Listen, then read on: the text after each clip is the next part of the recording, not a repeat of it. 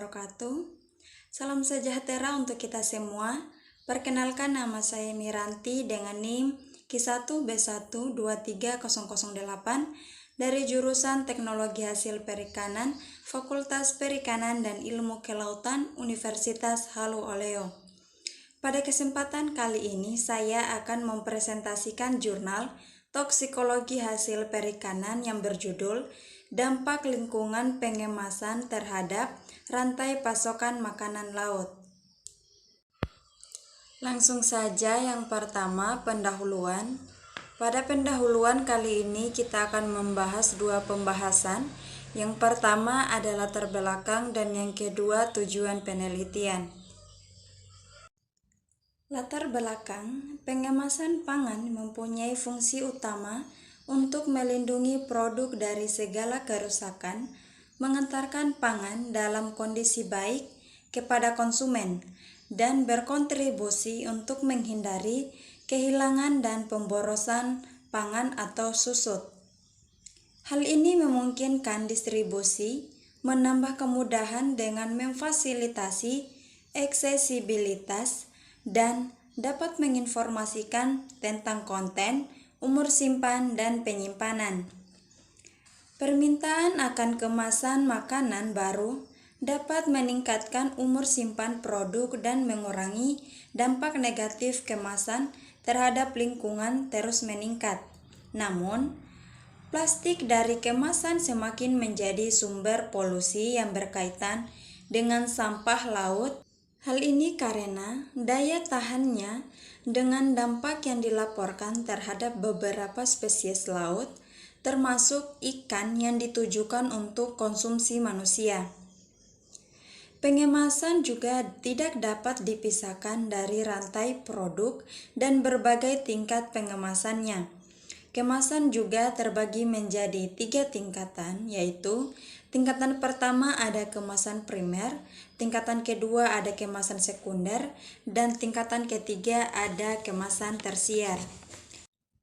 Di mana kemasan primer adalah mengacu pada kemasan yang bersentuhan langsung dalam produk, misalnya kaleng aluminium. Kemudian tingkatan kemasan sekunder mengacu pada lapisan bahan berikutnya yang mengandung satu atau lebih kemasan primer, misalnya kotak kardus. Dan kemasan tersier mengacu pada untuk dirancang keperluan transportasi, penanganan, dan atau distribusi dan biasanya tidak terlihat oleh konsumen, misalnya palet. Selanjutnya tujuan. Tujuan pada penelitian ini adalah untuk melakukan tinjauan sistematis terhadap kemasan yang masuk dalam Life Cycle Assessment atau LCA, produk makanan laut. Untuk tujuan ini dilakukan dua analisis yang berbeda, yaitu analisis kualitatif dan analisis kuantitatif.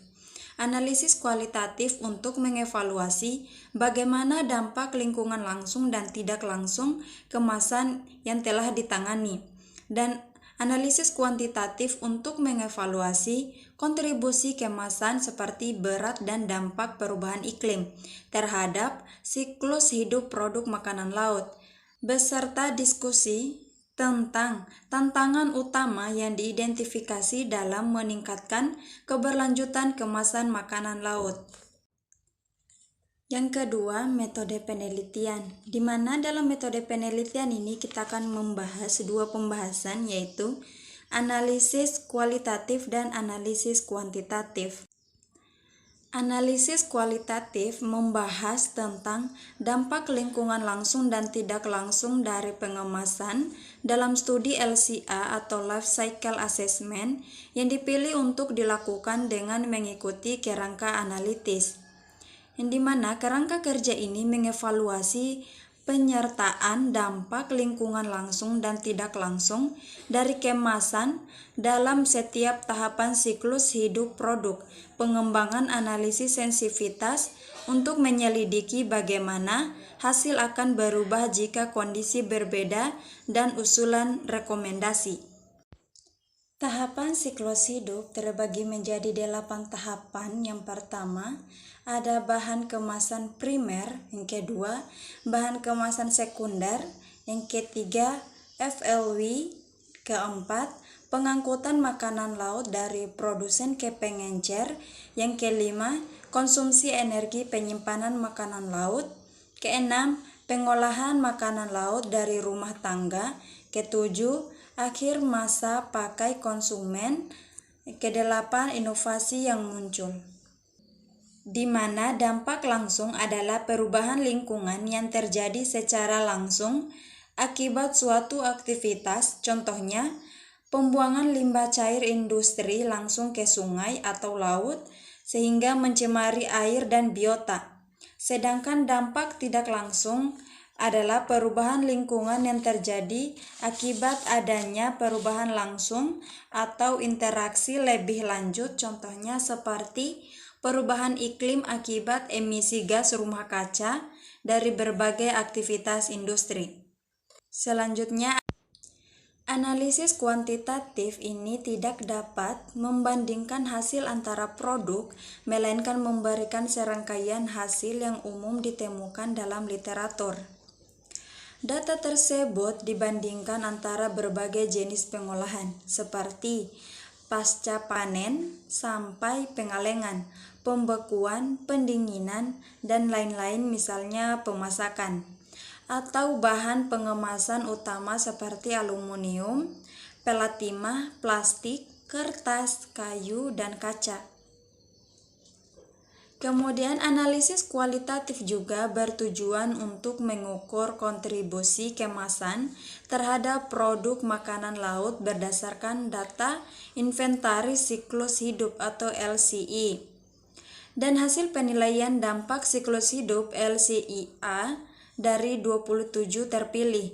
Dua parameter utama yang diukur adalah kontribusi berat kemasan terhadap berat produk akhir dan kontribusi kemasan terhadap total dampak perubahan iklim produk.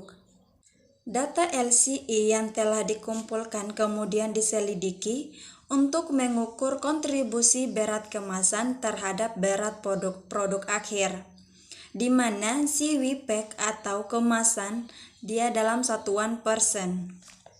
Kemudian dapat dilihat pada rumus tersebut di mana WPEC atau mengemas adalah berat kemasan dalam satuan kilogram dan WFOD atau makanan adalah berat makanan kemasan dalam satuan kilogram. Kemudian berat kemasan mencakup kemasan primer dan kemasan sekunder, di mana berat makanan mencakup makanan laut dan bahan-bahan lainnya, misalnya minyak zaitun atau jenis saus lainnya, termasuk ikan teri, ikan lele, ikan kod, ikan hek, ikan salmon, sarden, ikan nila, ikan trout, dan tuna. Sedangkan krustasea yaitu lobster dan udang. Cephalopoda seperti gurita dan bivalvia yaitu kerang dan tiram. 3. Hasil dan pembahasan. Pada hasil dan pembahasan kita akan membahas 3 materi. Yang pertama, analisis kualitatif kemasan dalam studi LCA makanan laut. Yang kedua, analisis kuantitatif kemasan dalam studi LCA makanan laut. Dan yang ketiga, tantangan utama dalam meningkatkan keberlanjutan pengemasan makanan laut, limbah makanan, ekonomi sirkular, dan inovasi. Yang pertama, analisis kualitatif kemasan dalam studi LCA makanan laut. Produk yang analisis terdiri dari 24 spesies, tetapi lebih banyak spesies dapat dimasukkan ke dalam kelompok spesies yang mungkin sesuai dengan lebih dari satu spesies, misalnya tuna. Spesies-spesies tersebut kemudian dikelompokkan menjadi beberapa kelompok seperti ikan, krustasea, cephalopoda, dan bivalvia. Dapat dilihat pada gambar tersebut. Berdasarkan informasi pengolahan pasca panen, seperti makanan laut, Kalengan menyajikan berbagai macam produk, termasuk ikan teri, kerang, sarden, dan tuna. Produk dingin dikaitkan dengan ikan hake, lobster, ikan trout, tiram, dan salmon. Sedangkan produk beku terkait dengan ikan kod, ikan hake, gurita, udang, udang gala, nila, dan udang lainnya. Kategori lainnya juga terkait dengan operasi pemrosesan seperti pemasakan dan kombinasi pembekuan dan pengemasan atmosfer, termodifikasi atau produk yang disajikan dingin dan dipasteurisasi dengan tuna, lobster, ikan lele, dan spesies ikan lainnya yang tidak ditentukan. Terdapat dua bahan kemasan utama yaitu pelatima dan aluminium, kemudian dikaitkan dengan produk makanan laut kaleng, meskipun jenis kemasan misalnya plastik dari kantong, retort, dan kaca. Produk dingin dikaitkan dengan kemasan utama yang terbuat dari kertas, plastik, dan kayu yang digunakan untuk tiram, sementara produk beku hanya dikaitkan dengan kertas dan plastik. Semua produk yang dianalisis menggunakan kemasan utama, tetapi produk yang dievaluasi menyajikan informasi terkait kemasan sekunder, di mana kemasan sekunder biasanya berupa kotak kardus, kotak polistiren yang diperluas, dan palet juga dipertimbangkan. Secara keseluruhan, ditemukan bahwa kemasan jarang dimasukkan dalam langkah-langkah siklus hidup yang dianalisis dan lebih dianggap berdampak langsung daripada tidak, yaitu bahan kemasan primer 100%, bahan kemasan sekunder 44%, dan air masa pakai kemasan 31%. Untuk 5 dampak tidak langsung hanya dipertimbangkan. Kemasan dipertimbangkan dalam 34%, untuk persiapan oleh rumah tangga 13%, untuk transportasi dari produsen ke riset dan penyimpanan 3%. Untuk inovasi yang muncul, seperti kita ketahui bahwa kemasan primer mencapai 100%. Hal ini karena bahan kemasan primer merupakan tahapan siklus hidup yang dapat menghasilkan jumlah analisis sensitivitas tertinggi. Dapat dilihat pada gambar bahwa berat produk pembekuan mencapai 11%, pengalengan mencapai 52%, pendinginan mencapai 10%, dan yang terakhir berat produk yang dimasak mencapai 9%. Jadi, dari hasil kontribusi kemasan terhadap berat produk menunjukkan bahwa pengalengan memiliki berat yang lebih tinggi dibandingkan yang lain. Selanjutnya, analisis kuantitatif kemasan dalam studi LCA makanan laut. Kontribusi kemasan terhadap berat akhir produk makanan laut dinilai berdasarkan jenis pengolahan pasca panen dan bahan pengemas utama. Untuk produk beku, dingin, dan pramasak, kemasan memiliki kontribusi yang relatif rendah terhadap berat, yaitu kurang dari 6% dan berkisar antara 0% dan 12%. Namun untuk produk kaleng, bobot kemasan rata-rata mewakili 27% dari berat produk makanan laut. Berkisar antara 11 dan sebagian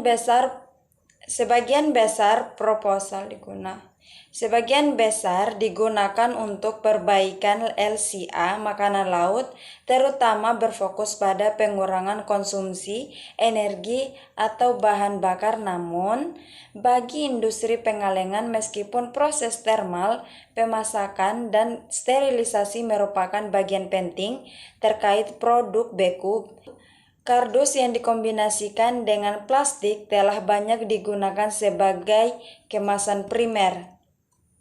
Yang ketiga, tantangan utama dalam meningkatkan keberlanjutan pengemasan makanan laut, limbah makanan, ekonomi sirkular, dan inovasi. Sampah makanan sangat dipengaruhi oleh desain kemasan primer, bahannya, dan skema pengaruh kemasan terhadap limbah makanan laut, merupakan area krusial yang memerlukan penelitian lebih lanjut. Kemasan seperti pada produk kaleng dapat memperpanjang umur simpan dan mengurangi kerugian secara signifikan dibandingkan produk segar atau dingin. Industri makanan laut menghadapi tantangan besar dalam menemukan alternatif kemasan plastik yang berkelanjutan. Polistiren misalnya yang banyak digunakan untuk mengangkut ikan memiliki dampak lingkungan yang signifikan selama produksi, penggunaan, serta menjadi penyumbang utama sampah di darat dan di laut. Selain daur ulang yang sering kali dianggap sebagai solusi utama, bentuk-bentuk pengolahan akhir masa pakai lainnya juga krusial untuk kemasan. Meskipun daur ulang kaleng aluminium menawarkan manfaat lingkungan yang besar, kapasitas pengolahan bahan daur ulang untuk plastik seringkali menyebabkan ekspor limbah dan meningkatkan emisi gas rumah kaca di tempat lain. Dan yang terakhir yaitu keempat, kesimpulan. Adapun kesimpulan pada presentasi kali ini yaitu kemasan makanan laut sangat penting untuk kualitas dan mengurangi limbah, namun juga berkontribusi pada dampak lingkungan. Meskipun studi LCA fokus pada material, peran kemasan dalam mencegah limbah makanan laut sering terabaikan. Penting untuk melihat manfaat holistik kemasan, misalnya perpanjangan umur simpan produk kalengan dan bagaimana desainnya dapat mengurangi FLW atau limbah makanan laut. Pendekatan siklus hidup menyeluruh termasuk penggunaan ulang krusial untuk berkelanjutan. Sekian, itulah presentasi dari saya. Jangan lupa like, comment, and subscribe. Saya ucapkan terima kasih dan wassalamualaikum warahmatullahi wabarakatuh.